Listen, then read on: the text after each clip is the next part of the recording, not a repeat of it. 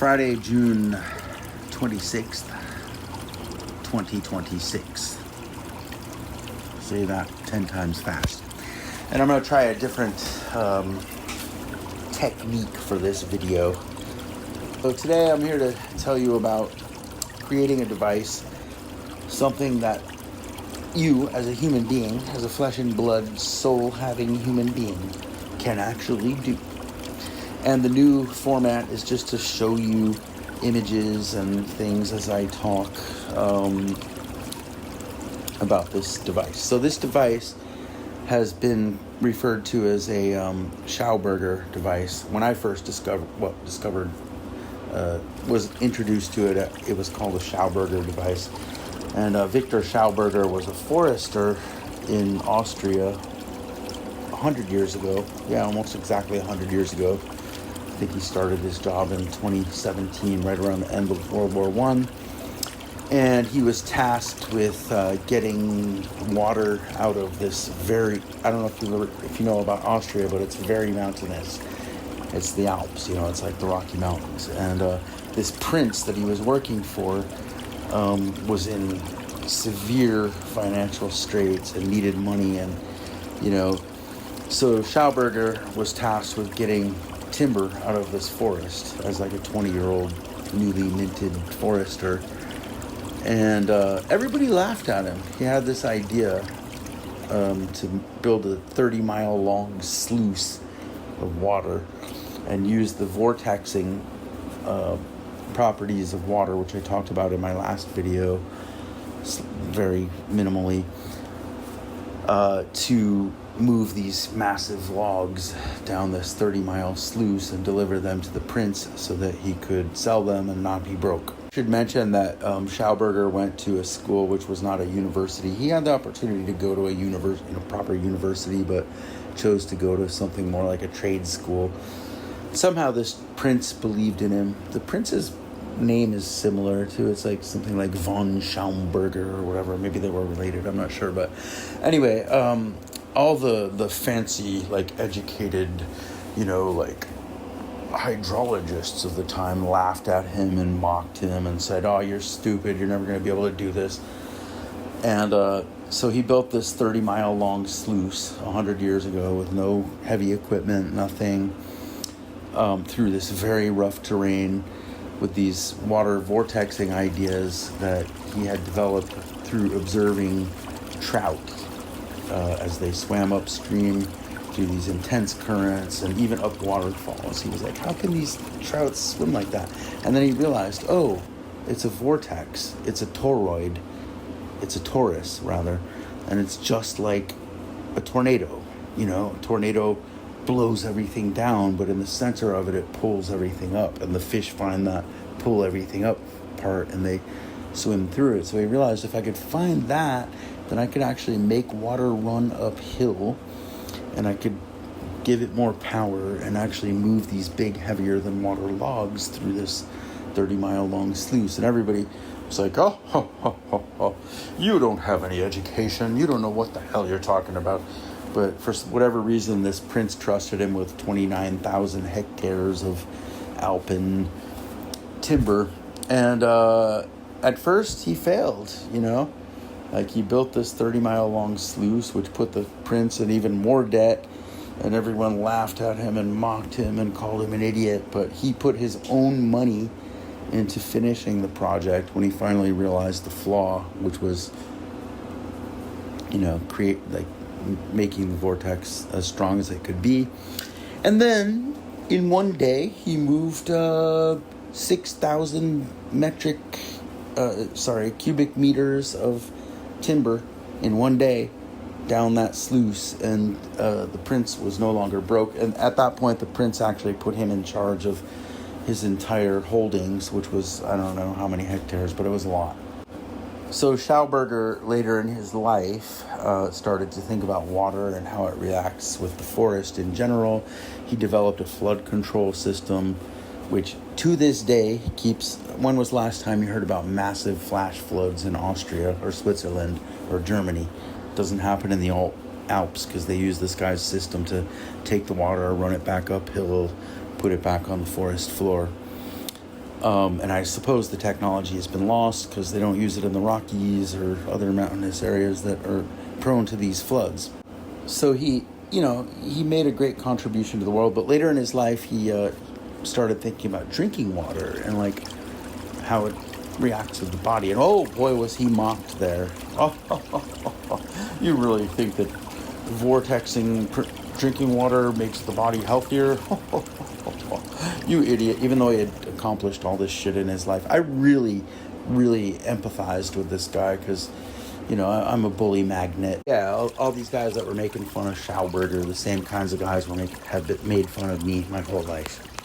Anywho, Schauberger assumed or, speculated, theorized, hypothesized that if we could enliven water in the way that I described in my last video, actually get it dancing more vigorously at the molecular level through, putting it through vortices, that water would,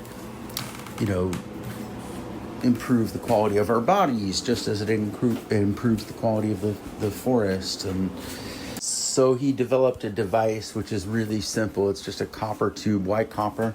Because copper has a special affinity for water. Copper raises the pH of water, which makes it less acidic, and it actually helps your body to, absorb nutrients better. I don't know if you've ever eaten at an Indian restaurant, but you might have noticed they serve their water in copper cups. And the reason for that is that Ayurvedic medicine understands this as Schauberger did. Copper and water have an electrochemical affinity for each other. Now, copper also, your body needs a little bit of copper, but not too much. Copper is highly toxic if you get too much of it.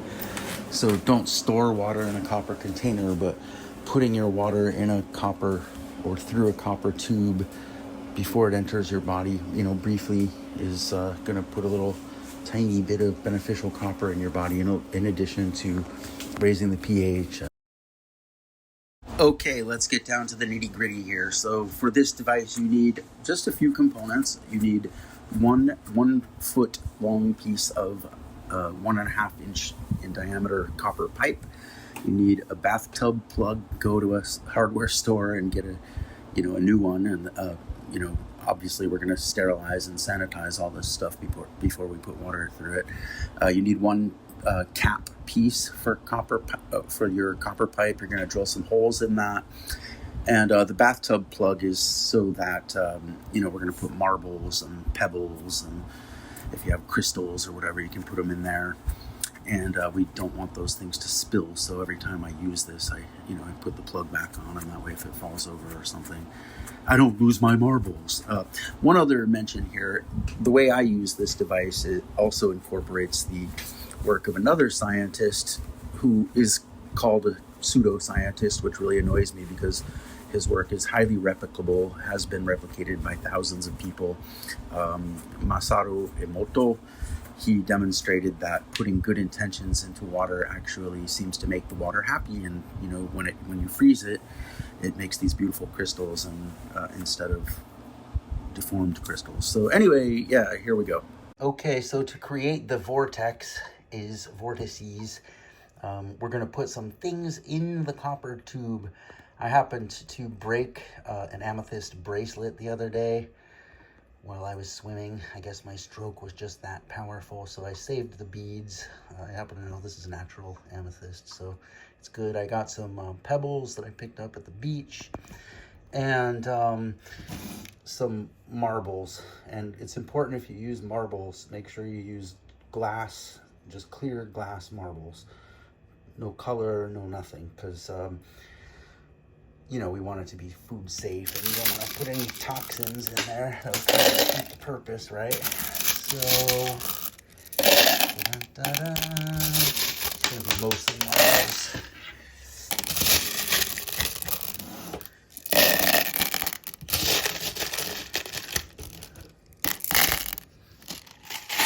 That should be about right.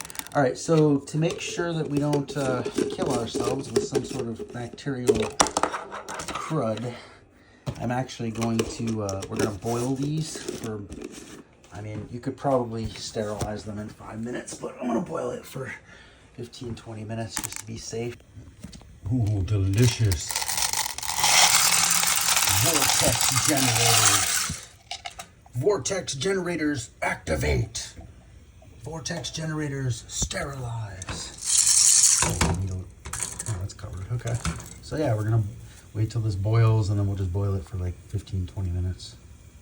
And that's what our beautiful, magnificent vortex maker looks like after it's all sterilized. I just washed my hands, so don't worry about that. I'm gonna put them in our device. Kind of sounds like money going into a piggy bank. Okay, let's take it for a whirl. I have some fancy water here that I kind of feel sorry for because I know it came from a magical place, and this Saratoga water is said to have healing properties or whatever, but I know it's been stagnant in this beautiful bottle for a while, and it, I don't know, the dance floor is not really rocking in this water anymore after it's been sitting on a shelf for so long. So let's bring it back to life. Woohoo! I'm gonna pour into my tumbler here. I can't get that shot. Darn it. Well, you'll just have to trust me that I'm pouring the water through my my vortex generator here into the vessel from which it will be drunk. And before I do this, I'm just gonna say thank you, water. I love you. You're so beautiful. I know you came from a magical place, and it's probably been kind of slow lately, so let's see if we can get some things rocking again for you. And I really appreciate all you do for us, and giving us life and dissolving the nutrients that help us, and you're a beautiful thing, and I appreciate that about you. So we're using Imoto's ideas here and putting good energy into our water. I love you. You're the most beautiful thing I know. Thank you, water. Thank you, thank you, thank you, thank you, thank you. I hope you're feeling better, man. Woohoo! Now, more energizing the water. Oh, water. Can't wait to drink you. Please, I hope you enjoy your trip through my body.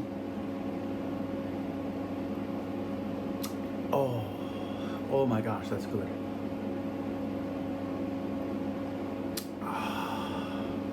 That is ambrosia. And from this point, we will commence a little science experiment of our own, which is, will drinking this energized water every day energize me? Stay tuned to find out.